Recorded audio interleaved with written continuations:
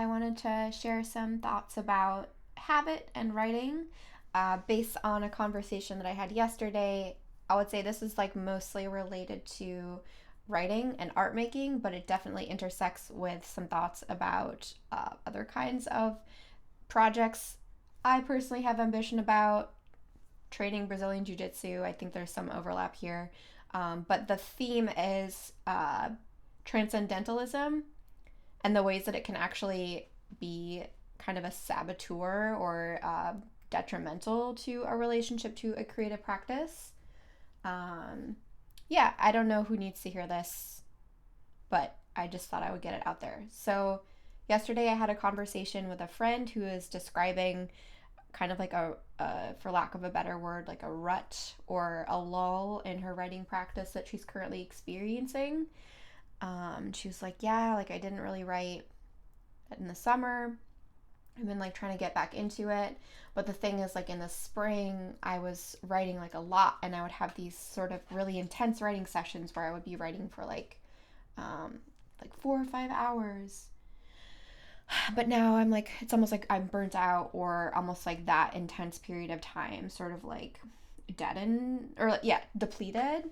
Yeah. And so I have a lot of thoughts about this. If you've engaged with much sort of like self help stuff around creativity, you've probably encountered ideas about perfectionism being detrimental to creative practice. And something that I personally have really struggled with as an extension of that is perfectionism in relation to how it's supposed to feel when I'm actually making art, in my case, writing. Um, yeah, and just sort of like mystified. Like, what is it? What is this thing when people are making art or writing? Like, how does this happen?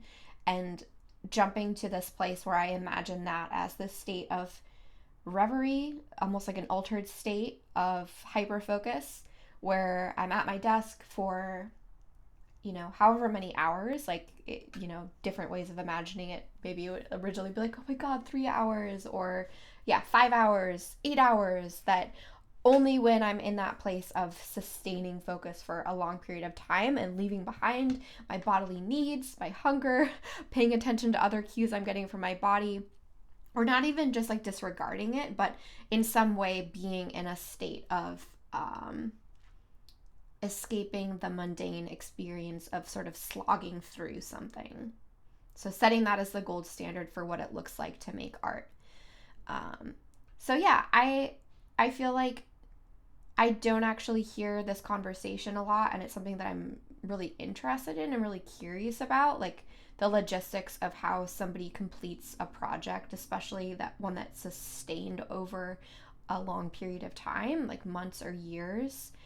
Um, Particularly when it's not your full-time job, right? Like there are writers and artists who are paid to do that work. That's like exclusively what they're doing.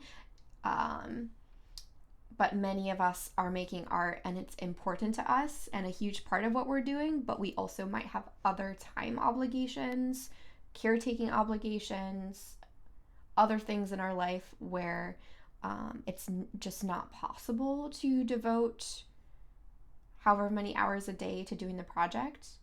Or even, maybe we might work like a part-time job and try to set aside these days just exclusively for doing the work, and then get frustrated when you can't tap into that state of focus, right? Where you're just doing it for hours on end. Okay, so a thought that I have about this issue, so obviously there's a logistical issue of being able to carve out the time and space to do a thing that's important to you. But also, I think a lot of what that is just like straight up perfectionism that cloaks itself as a spiritual relationship to doing the work. Where, like, if you can leave behind your ordinary self and sort of like attain this particular manifestation of a relationship to it, that only then, like, are you truly doing the work. I think that's like deeply problematic, and I think that it leads to us leaving behind the project, or like struggling to get into it if you set it down for a while, because it's not actually what the work needs, or it's just not possible for you to do that intensive commitment of time to it. And I think especially this, I think about this especially in relationship to like experimental writing, which is sort of like how I come about. Like I write things ultimately that I want to be clear and legible to a broad audience, but my relationship to genre has not been like cut and dry. Like I'm not writing things where the project that I'm currently working on, it's taken a really like multiple years to figure out the form that I want it to take. And so I think that this thing can happen where you think that if you attain that altered state, it will provide the solution to the form that the project is supposed to take. That like in that sort of mystical focus, that the answer will arrive, or that you won't have to arrive at the answer because you'll be sort of channeling this pure creative muse or what have you. And I'm not knocking that. Like, I'm not saying that that can't happen or that you can't sort of like have a relationship to, a spiritual relationship to the work, or that it's not, I agree, it's not always like intellectual and you're not always able to like solve a thing. But I also think it's true that you might just have to kind of slowly traverse the shape, especially of a hybrid form or an experimental piece of writing, and do a lot of trial and error. And that might not feel magical, and it might not feel like the work is necessarily happening. Yeah, I mean, it ultimately just kind of comes down to like sustaining a habit or finding a habit that's sustainable. I think that yeah, I mean, maybe that's just like an hour every day or an hour every other day if you have it, and that like might even be impossible. And I feel like when I'm not, it can be tricky to tell the difference between procrastinating or sort of blocking yourself and then just sort of legitimately taking care of your needs. And I think that there's not like a black and white or one size fits all lifestyle practice that answers that question. I think that's like deeply personal and case by case basis. But I do think that when I'm disengaged from my writing, what I'm missing isn't many hour long chunks of trying to like hash it out, but just the experience of turning it over in my hands. And I can do that in 10 minutes a day or 20 minutes a day. And when I'm refusing to do that, like I have the 10 minutes, right? Like I can do the free writing, or I can just like open up the document and stare at what I've already written and turn it over in my head. If I'm not doing that and I have the time, that's like I'm like blocking myself. But I'm not blocking myself if I'm not spending hours and hours doing the project. Yeah, I think that's basically what I want to say. I don't want to like repeat myself too much, but I think the long and short of what I'm trying to say is that the work will be happening often in times when it doesn't feel like it's happening. It doesn't mean you're doing something wrong if you're writing and you feel shitty about it. I think that's, a common thing to get reassured about, but I think like I need to hear it all the time anyways.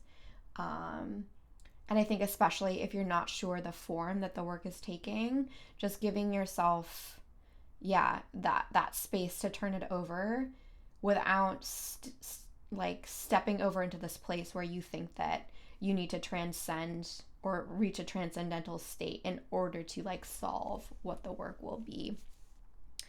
And like another thing that I found really helpful, my teacher said too, is like not to like moralize like you have to write every day or you have to write every other day or whatever, but just like purely logistically, if you find the voice and you step away from the voice of that project for however many weeks it can be, or months, you can wind up with writing many different pieces that have different voices. So I think there's some like kind of craft compelling reason to just stay engaged, even if it's just like little pieces at a time. But then also you can sort of feel out how the project is taking shape when you're doing that sort of daily or, weekly or whatever it is practice, however that manifests for you. You can sort of tell, you get to feel that it is shifting and growing. But then also it's not a big deal if you can't feel it, because you just go back to it tomorrow. Okay, I think that's what I'll say. Yeah, I'm actually just like deeply maybe nosy or just curious about people's writing practices and what that looks like. So let me know what you like. What do you do?